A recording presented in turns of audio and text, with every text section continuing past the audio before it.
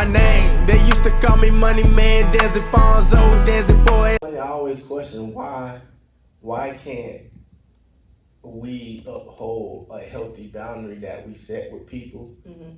Like, what about that? And I think it goes back to the flesh. Like, as I'm studying more about sin, what sin is, and flesh, and all this stuff, like, you cannot beat the flesh with your own, like, just you as a person, like, with your will. Like, it's not strong enough. Like, the flesh altar is way bigger than your self-discipline altar. Right. Like, that's just what it is. We only beat flesh through the Spirit of God.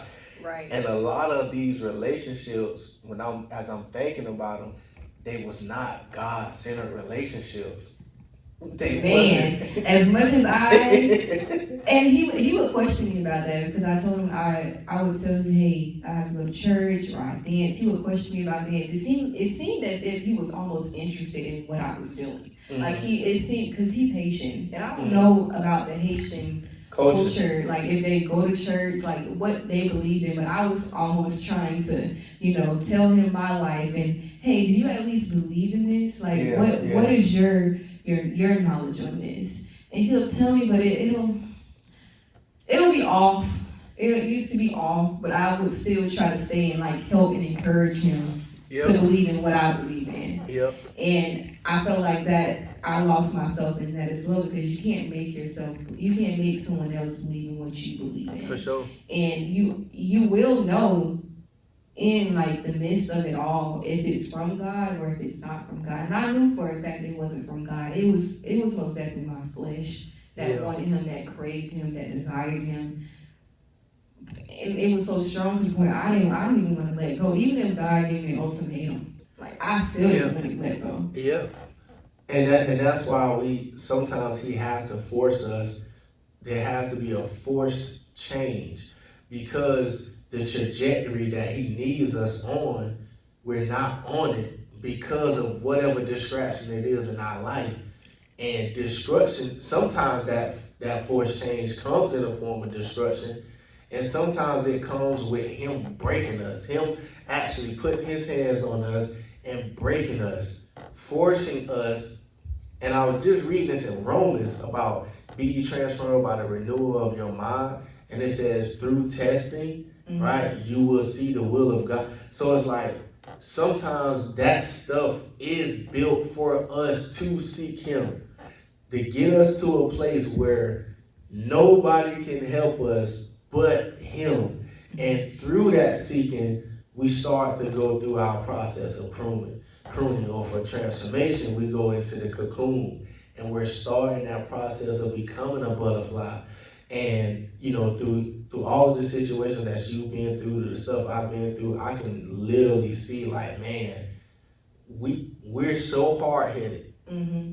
Like, we so attached to our desires that God literally had to break us from those things in order for us to, stay in alignment. Yep, you crave it so bad. Yeah. And it's so crazy how I had a huge desire over him, like more than what I did with the first one. Mm-hmm. And that first one broke me in half. Yeah. Even by that situation alone, that the first Kappa took me through. And it's like, if I've been through this the first time, why is my desire much stronger for the second one? Why? Yeah. And why? Because I knew what the outcome was going to be. It was going to be worse than the first one, even though not physically, not through health-wise, but like it was going to be worse. Yeah. And that was in 2022, and when you state about how God has to literally break you from your desires, that's when I started seeing myself seek God more after that situation. So that situation happened in, I would say, we stopped talking in November of 2022. So December of 2022, that's when I did a lot of self-reflecting. That's when stuff started coming to me. Like, I could actually, like, see, like, why I went through what I went through. There it is. And January of 2023, that's when the season of her redemption came into place. Was actually birthed, and that's how I gave birth to the season of her redemption. For sure. Yeah. Yeah. Yeah. That's crazy. That's crazy. But to answer your question, why do we keep? Because the flesh, there is no no satisfying the flesh. You can't satisfy it. It's just gonna always want more. Right. It always want more. And when you get an appetite for one thing, the more you want more of it, the volume of it increases. Which is why, when you start something, that's one way I can tell if I'm in my flesh, is if I do something and then the volume of that increases, then I know, like, oh yeah, shoot, let me back off. Like now, like I have a drink or two, like through the holidays, I have a drink or two, but then I notice, like, dang, okay, I had a drink on Monday, I drunk on Tuesday, and then it's Wednesday, and I'm like, I'm finna go make another drink. I'm like, nah, I ain't gonna drink for another 3 days, and then cause I know, like, those little subtle things like that, oh, it's just one drink. Yeah, that's fine, but if you don't check it, that before you know it, dang, I done ran through a whole bottle of Crown in like 2 days, and now you done got yourself hooked on something because you weren't paying attention to the fact that. And I can piggyback off of that because, like I said, I think I said this in the first video. It's since October of 2022, I haven't had a drink. Like, I haven't drank like hard liquor, like anything since October of 2022. And people tell me, like, I know it's okay to have a drink. Like, I know drunkenness is a sin. Yes. However, I told myself, I don't know my limit. So if I don't know my limit, why continue to indulge in drinking? If I know, like, I'll fall back into what I was back then. For sure. So that's why I don't drink at all, because even as of right now, even in my growth with y'all, I still don't know my limit. Yeah, for sure. And that's why I can't partake in it, because I know for a fact if somebody put a cup of Remy in my hand and I drank it, I would want more. For sure. Because I haven't grown in that aspect. For sure. And I can openly, like, say that, I can openly say that. That's good. That's no different than P. I talk to P all the time. Pastor P's so funny. And he was like, I know I'm an addict. I ain't even finna play with myself. I already know that. I already know. I love Remy. I don't indulge in stuff because I already know. And he's so funny, but I'm the same way with certain things too. Like, I know for a fact, I'm never, like, I done had so many people hitting me. I mean, I done had a person, Taylor, hit me up through email. Like, say, I'll show you the email right now. But if I wasn't recording on that phone, I would through email. Yahoo. Alfonso, how they get your email? I don't know. It's social media. I don't know. Through email. And then I get all these weird numbers calling me, and I don't answer numbers they say. But this day, I said I'm gonna answer. But when I answer numbers that's not say, I don't say hello. I just answer and listen. I highly dislike when people do that. Like, if you answer the phone, say hello. No, I don't know you what can't this wait is. for the other person. No, that's not how it works. I don't know what this is, so I gotta just listen. Because if I hear the wrong thing, I'm hanging up. So the person, they don't say nothing either. So I'm like, I hung up. I get a text message. Hey, is this Alfonso? I said, this some foolishness. This some foolishness. But how you knew who the person was, though? So this how I knew. I said, yes, who am I speaking with? Because at the same time with my job, I do have like a lot of vendors, calling. So I don't want to miss nothing important thinking that it's so, yeah, this is Alfonso. I sent you an email. So now I know, I'm like, okay, so I went and checked the email, but I don't got it. But it's in my junk folder. But I didn't check the junk folder as so I'm like, I don't know who this is. They was like, I just graduated, and blah, blah, blah. I wanted to send you some pictures. So I'm like, well, congratulations. I still don't know who I'm talking to.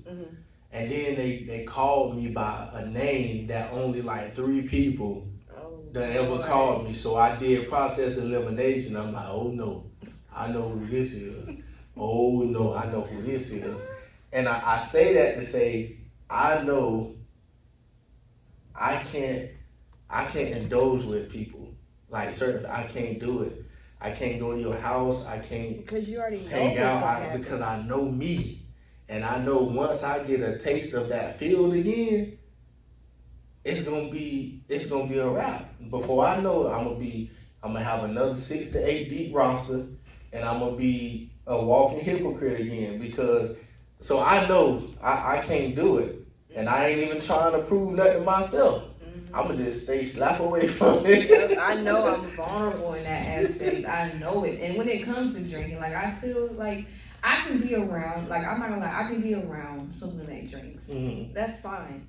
But as far as me like actually like taking a drink, like the little margaritas at Seafood Dog. Yeah. I drink those. Yeah. I drink those. So and I even know my limit with that. Yeah. Like I won't even drink the whole cup. the whole cup because Yeah. I know I'm so small and I know a little ounce of liquor in me it can get me drunk like that.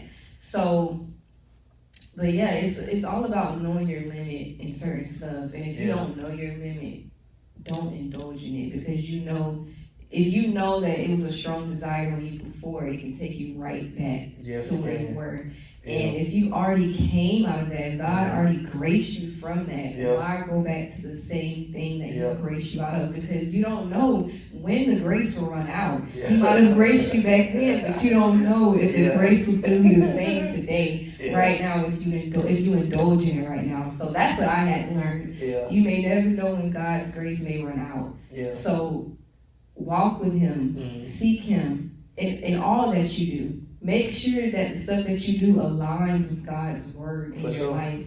And if it doesn't, check yourself. It goes back to checking your relationship. Yes, 100%. And knowing yourself. This is so good. Knowing taking the time to do self-discovery. Right. Taking the time to figure out who am I. Right. Because if you really don't know who you are, it's going to be so hard. You're going to learn through trial and error. And I was once told by P. He said, trial and error is not always the best way to learn. Right. Because some people die from trial and error. Some people lose their life from trial and error.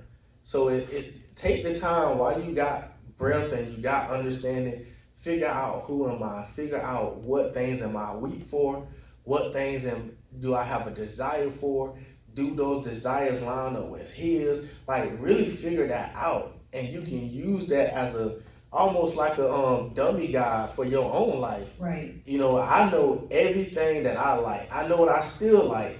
And I know the things within me that's not going to change. I know that. And God don't want them to change. But because I know that, I know how to move. Now, I know how to move. I do have a question because I feel like sometimes He would not remove a certain thing in your life because He know if He removes that, then you wouldn't need Him no more. For sure. You wouldn't want to lean on Him no more. For sure. You wouldn't want to come to Him for help.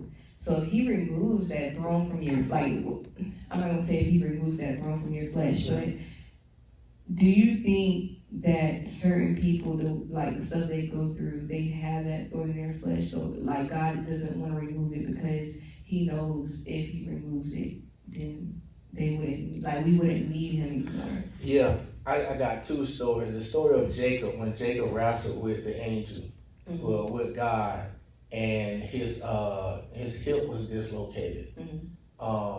And he had to live the rest of his life with the evidence of that fight. But in that fight, Jacob would reveal to himself that he was worthy of what God was calling him for. And then I think about, I believe it's Paul who had the thorn in his side. And he so desperately wanted God to remove this thorn. And God told him, no, I'm not removing it because you're doing good with it. Right. And then also, I don't know if you watched the movie series Chosen. Right? Man, I love Chosen. Yeah, it's good. It's good. Now, don't quote me. I don't know if this part of Chosen is scripture because those movies like that, I like to watch them for the visual of it, but I don't watch them to say, okay, that's what's really in the Bible, because cause that's movie at the end of the day. That's Yeah, Hollywood. I questioned one of Chosen's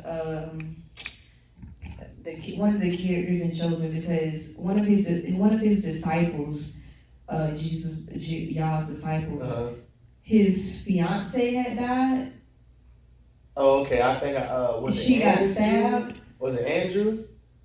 I forgot which disciple, but I was questioning that was that like really in the Bible? No, like, some of that stuff Hollywood. That's why, like in that movie, of course, the person that they have as the character of Jesus does not look nothing at all like So even the people, so I understand, because I've read the word. I know I can watch that just for a visual of what's in the word, but I'm not using that as the word. The same thing with that one, the Passion of the Christ, when that came out. If you don't know the word and you watch that, you would think that that's what's in the word. Right. So you have to still know your word. So when you watch these things, you can be able to discern what is and what's not. Yeah, because at that time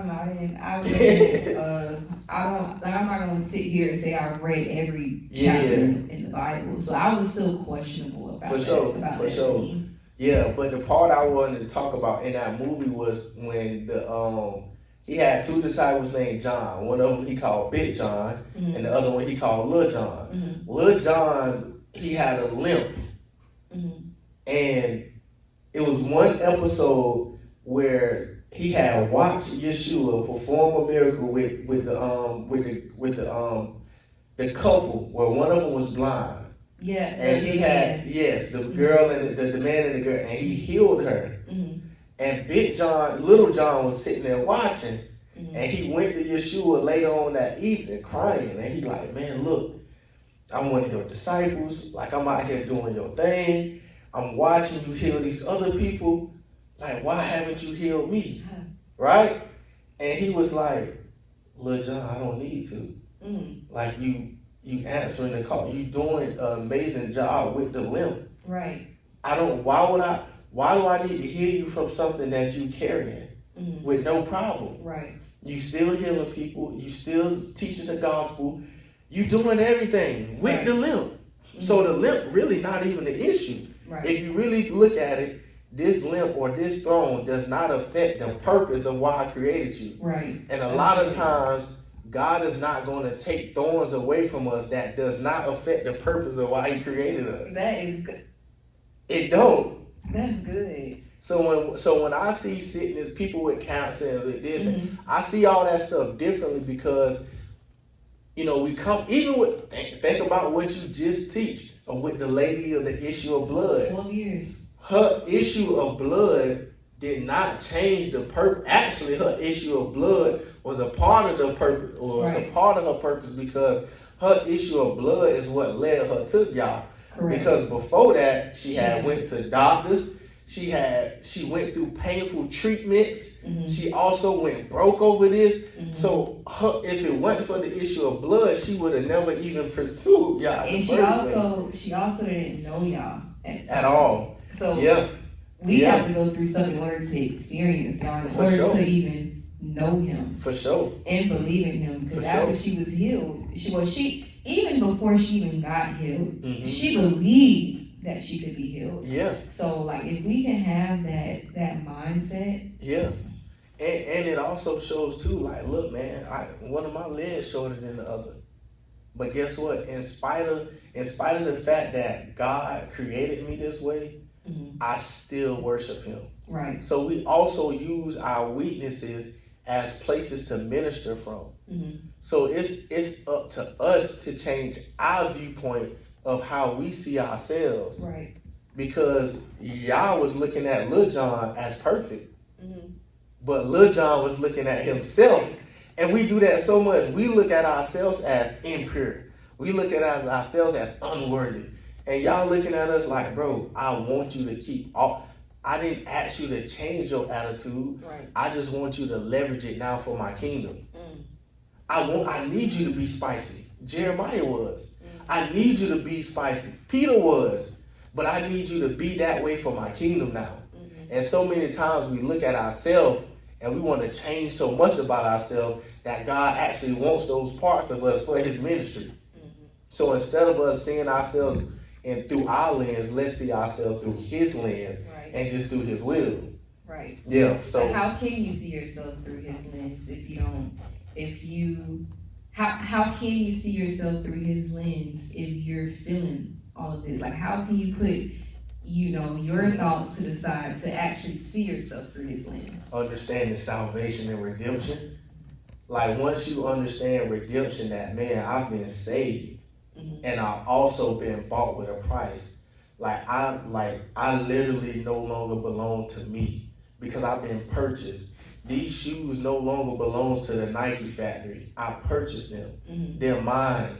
So I can do with them whatever I please. Now watch this. I can wear them, or I can put them in a little glass case in my room and never touch them. So whatever I want to do with these shoes, they're going to be done to my will. Right. My will is for you to sit in the glass case. But for that other pal, his will is for me to wear them. Right. So much until they turn into beaters. So once we have been bought with a price by him, we understand our life is no longer our own. Right. So once I understand that, then I can understand, man, I've been saved, so I have the ticket to heaven. So because God loved me so much, in spite of how I feel with my impurities and my insecurities, he still loved me enough to possess me. That's enough for me to, so we got to start remembering what he has said about us and what he has done for us, instead of us worrying about what we can do for him and what we can do for ourselves. Because we can't do nothing we do is pleasing to him. Right. Nothing. I don't care how many people you baptize in that water, it's still not pleasing to him.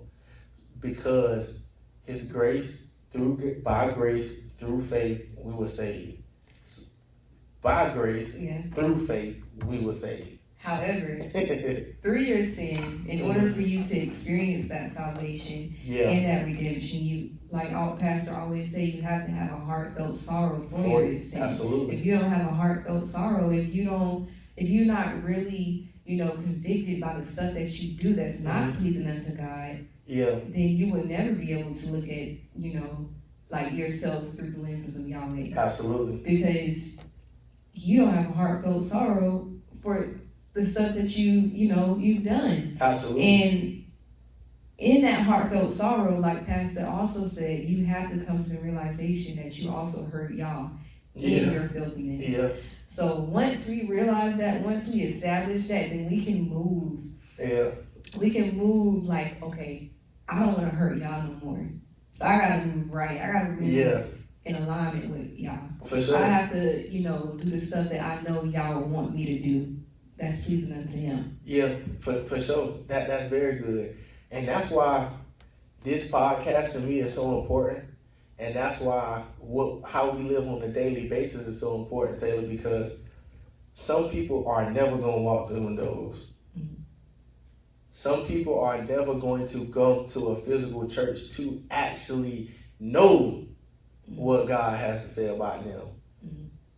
But this might.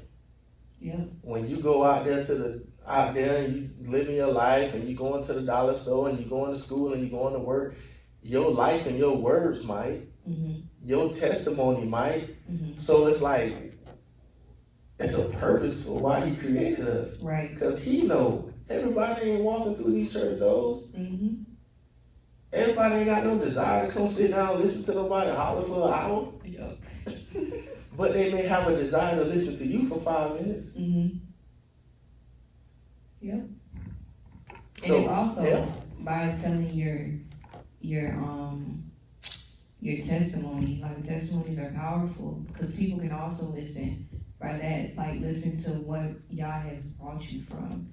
That's another way to bring people, like to engage people, because if he did it for you, dang, he can do that for me. Absolutely. And that's what you can start believing. Yeah. Like, wow, now I can come to the realization, like, maybe Yah loves me just like how he loved that person, because he sustained that person. He graced that person through their sins, through everything. and they were more filthy than me. Yeah.